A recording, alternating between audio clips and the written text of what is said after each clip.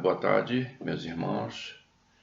Estamos aqui hoje atendendo a um convite da coordenação da Casa Espírita Irmã Laura, da Sheila, nossa irmã, coordenadora em particular, para falar para vocês algumas palavras nesse momento de tensão, de dificuldades que todos nós estamos passando por causa da pandemia do coronavírus. É uma experiência nova para mim fazer essa conversa virtual, mas nós vamos, do fundo do coração e de extrema boa vontade, tentar fazê-la da melhor maneira possível. Para não perder o hábito, nós vamos começar abrindo uma página do livro, hoje, Caminho, Verdade e Vida, do Emmanuel, e pelo médium Francisco Cândido Xavier, que nós vamos abrir ao acaso, como eu sempre faço. Tá aqui. Como pedes, até agora nada pediste em meu nome. Pedi e recebereis, para que o vosso gozo se cumpra. Jesus em João 16, 24. Em muitos recantos encontramos criaturas desencantadas da oração. Não prometeu Jesus a resposta do céu aos que pedissem em seu nome? Muitos corações permanecem desalentados porque a morte lhes roubou um ente amigo, porque desastres imprevistos lhes surgiram na estrada comum. Entretanto, repitamos o Mestre Divino, que nos ensinou que o homem deveria solicitar em seu nome. Por isso mesmo, a alma crente, convicta da própria fragilidade, deveria interrogar a consciência sobre o conteúdo de suas rogativas ao Supremo Senhor, no mecanismo das manifestações espirituais. Estará suplicando em nome do Cristo ou em nome das vaidades do mundo? Reclamar em virtude dos caprichos que obscurecem os caminhos do coração é atirar ao divino sol a poeira das inquietações terrenas. Mas pedir em nome de Jesus é aceitar-lhe a vontade sábia e amorosa, é entregar-lhe de coração para que nos seja concedido o necessário. Somente nesse ato de compreensão perfeita do seu amor sublime encontraremos o gozo completo, a infinita alegria. Observa a substância de tuas preces. Como pedes? Em nome do mundo ou em nome do Cristo? Os que se revelam desanimados com a oração confessam a infantilidade das suas rogativas. Essa foi uma página até oportuna, né? Já que nós estamos falando hoje, vamos falar do coronavírus e de como nós devemos nos comportar, nós que acreditamos na doutrina espírita, frente a essa situação, como que nós devemos ler, fazer a leitura dessa situação. Eu quero começar seguindo até um pouco das palavras que o Divaldo Franco fez recentemente, também por causa do coronavírus. Ele nos chamou a atenção de que até há pouco tempo, antes desse evento da pandemia, nós todos nos sentíamos muito poderosos, todos poderosos, né? A tecnologia, que aliás até hoje nos permite estar aqui conversando com vocês através da tecnologia, a tecnologia ela é uma faca de dois gumes, porque se por um lado ela nos aproxima, ela é capaz, por exemplo, não é, de fazer com que a gente possa, ao vivo e a cores, se comunicar com o outro lado do mundo, não é? Ontem mesmo a gente teve aqui em casa a oportunidade de comemorar o aniversário do primeiro ano, um ano de vida da nossa neta Ana Clara, e a gente fez um aniversário virtual com a ajuda da tecnologia. A mãe, minha filha, mãe dela, o meu genro e a minha netinha, lá no Rio, com um bolo de aniversário, a decoração que ela pôde improvisar, e nós aqui também, com um bolo, com uma velhinha, e meu filho, que mora aqui também, no Jardim Amália, na casa dele, com a esposa, com o filho dele também. Nós fizemos uma festinha, cantamos parabéns, comemos bolo. Enfim, a tecnologia pode ser prazerosa, pode ser útil, pode ser boa, pode ser para o bem, não é? Mas às vezes a gente vê também ela sendo negativa. Por exemplo, muitas vezes a gente já viu, eu pelo menos já vi várias vezes, vocês com certeza, casais com filhos no restaurante ou num barzinho, cada um no seu celular, olhando suas mensagens, sem trocar uma palavra e perdendo a oportunidade de interagir, de olhar no olho, de conversar um com o outro, com os pais, com os filhos, de curtir aqueles momentos, não é? Às vezes, olhando mensagens fúteis, olhando mensagens fake, que não acrescentam nada, não é? E que até não passaria naquela fábula das três peneiras, não é? Enfim, a tecnologia pode ser útil, mas também pode afastar as pessoas, e tem afastado as pessoas, os familiares em si. As pessoas ficam horas em frente, os jovens ficam horas em frente ao computador e deixando de interagir com os amigos, de interagir com os pais de interagir com os filhos, não é? E isso gera até muitas vezes desilusões, depressões, algumas doenças psicológicas graves e até mesmo bullying e suicídios, como a gente já tem ouvido relatados em diversos meios de comunicação, não é? Até desafios e jogos pela internet. Então, a tecnologia, ela, ao mesmo tempo que aproxima, ela afasta. Então, Divaldo colocou esses dias que esse sentimento de que nós somos todos poderosos porque temos a tecnologia a nosso favor, de repente, na realidade, com a ocorrência da pandemia do coronavírus Covid-19, ela nos mostra a nossa fragilidade, não é verdade? E nos coloca isolados dentro de casa. Eu estou aqui há 24 dias com a minha esposa, eu sou do grupo de risco, vou fazer 70 anos daqui a alguns 3 meses, e tenho doença pré-existente, então eu sou do grupo de risco, tenho que ficar aqui. Mas voltando então ao Covid, esse isolamento social é uma das coisas que nós nunca, eu pelo menos, com meus setentinha, não me lembro de ter passado por uma situação tão grave quanto essa. Não sabemos se é exagerado ou não esse isolamento, não querendo entrar na política, uns falam sobre isolamento vertical, isolamento horizontal, seletivo. Eu estava vendo o telejornal, 1,2 bilhão de pessoas estão sendo isoladas na Índia. Você já imaginou o que é isso? Um país extremamente pobre, com diferenças sociais muito grandes, maiores do que no Brasil. Bom, mas vamos deixar isso para lá, porque isso é coisa para os políticos. Mas essa peste, essa pandemia, ela é uma repetição do que a gente já viu em outras pestes passadas, como estava vendo aqui nas minhas anotações, a peste negra do século XIV, na Europa e na Ásia, a gripe espanhola de 1918, mais recentemente o SARS de 2002, H1N1 de 2009 e a MERS de 2012.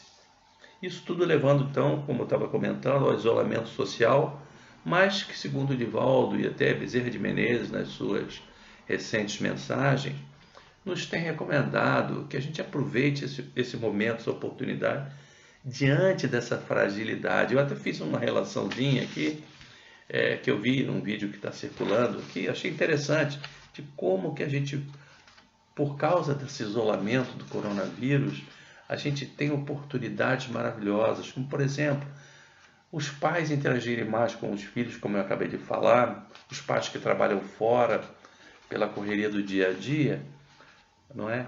Agora tem a oportunidade, por exemplo, de não deixar os seus filhos com as babás, com as avós e curtirem um pouco mais os seus filhos. Tem a oportunidade de cuidar dos idosos, como estão cuidando, todos cuidando dos idosos, preocupados com eles. Até bem pouco tempo atrás, os idosos entram no ônibus, ninguém levanta, finge que está dormindo. Então, o coronavírus nos faz refletir sobre a fragilidade dos nossos idosos, né? Do qual inclusive eu me incluo. permite também esse recolhimento, orar não apenas por nós, mas pela humanidade, pelo país, pátria do Evangelho. A gente talvez não peça pelo planeta, né?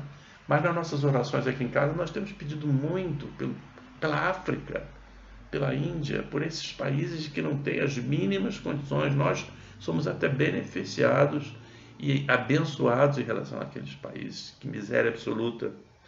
Nós temos a oportunidade de refletir na nossa vida, falar com Deus e aumentar a nossa fé, não é verdade? E também nós não podemos deixar de fazer menção aqui agora àqueles que perderam pessoas queridas por conta do coronavírus, ou tem pessoas acamadas nesta situação, que não podem perder a fé, que não podem blasfemar, mas por que justo comigo, justo agora, enfim. Mas nós temos que orar pela humanidade, por aqueles que estão perdendo o emprego. Eu li outro dia que, segundo o CDL e a ASIAP de Volta Redonda, quantas pessoas já perderam o emprego no comércio? 1.600 pessoas. Tem 4.000 em férias que não sabem se terão emprego na volta. Então vamos rezar, vamos orar por essas pessoas também. Outra coisa que o coronavírus está fazendo é igualar a todos nós, os ricos e os pobres, igualando as raças, os sexos, as opiniões ou opções sexuais, né? Então todos estão sujeitos à mesma tragédia. Por exemplo, também, aqui também na nossa listinha, valorizar o abraço. Hoje todo mundo encontra com o outro. Outro dia eu fui no supermercado de máscara e tal, vi um amigo, quase que eu abraço, não pode e tal.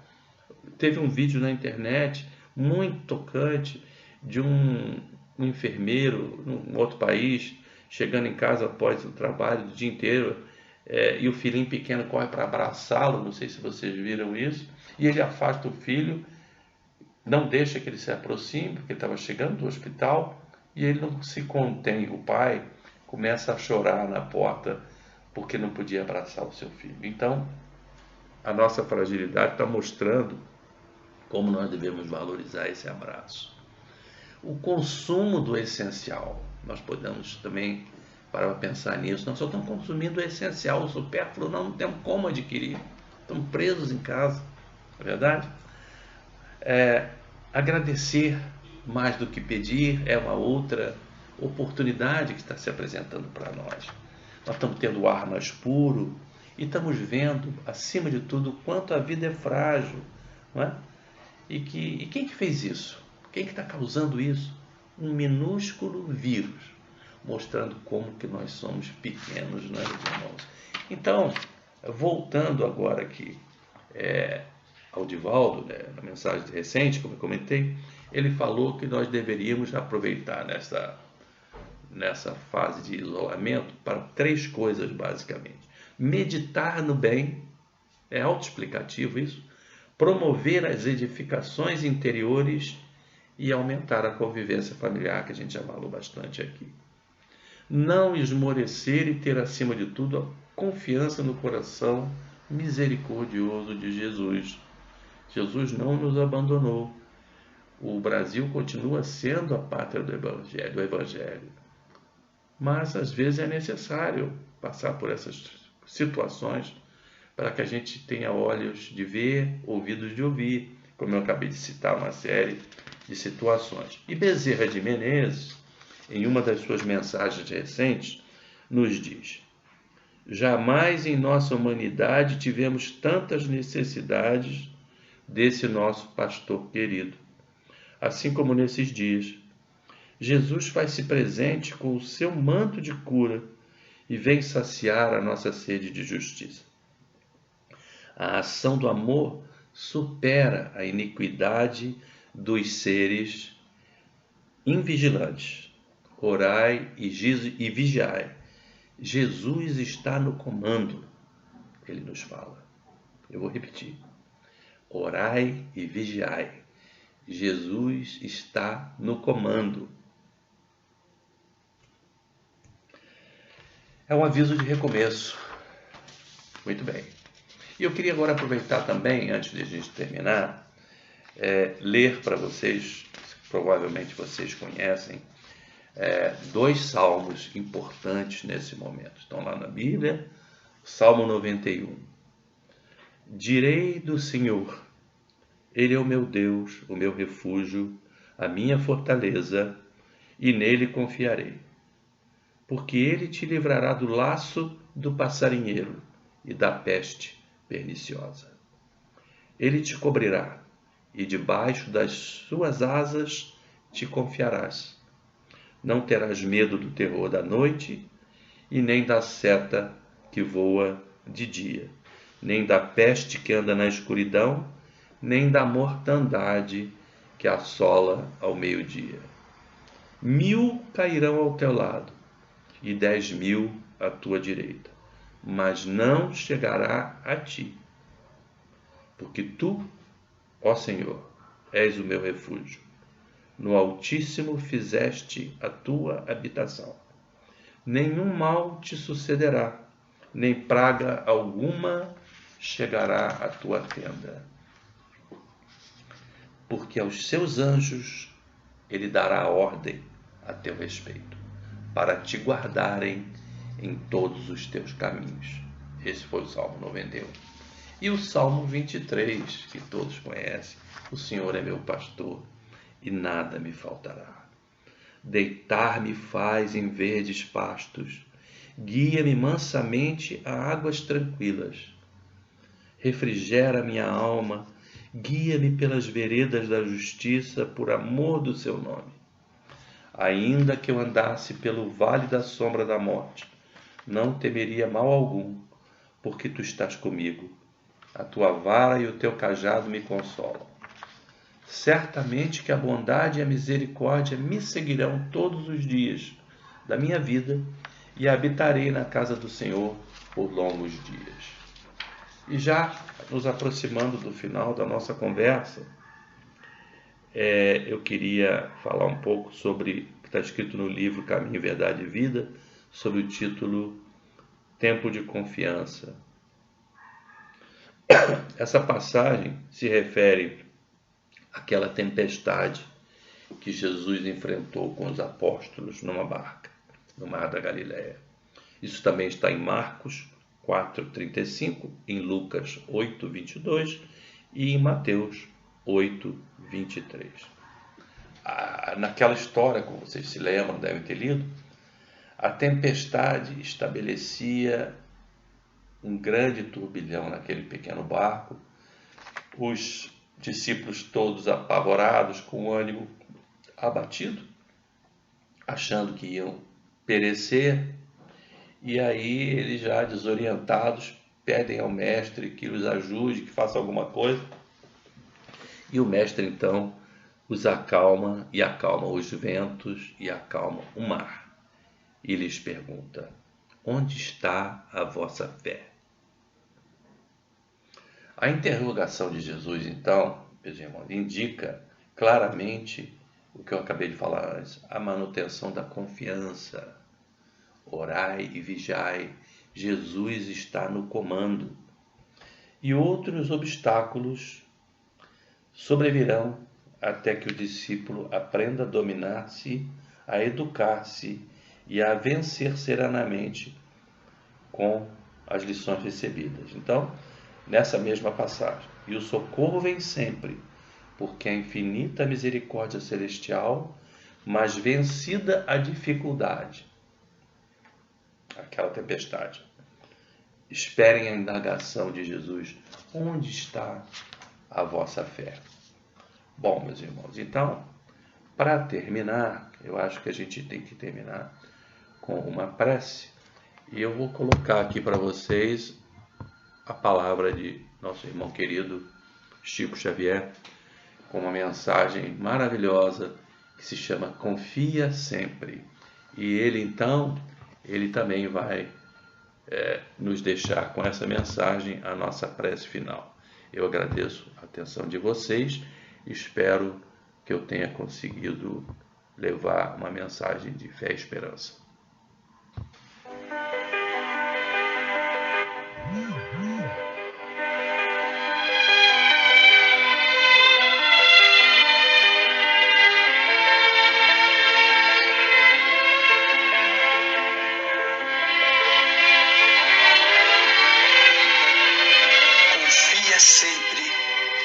Não percas a tua fé entre as sombras do mundo. Ainda que os teus pés estejam sangrando, segue para a frente, erguendo-a por luz celeste acima de ti mesmo. Crê e trabalha, esforça-te no bem e espera com paciência. Tudo passa e tudo se renova na terra, mas o que vem do céu permanecerá. De todos os infelizes, os mais desditosos são os que perderam a confiança em Deus e em si mesmos, porque o maior infortúnio é sofrer a privação da fé e prosseguir vivendo. Eleva, pois, o teu olhar e caminha, luta e serve, aprende e adianta-te. Brilha a alvorada além da noite. Hoje é possível que a tempestade te amarfanhe o coração e te atormente o ideal, aguilhoando-te com a aflição ou ameaçando-te com a morte. Não te esqueças, porém, de que amanhã será outro dia.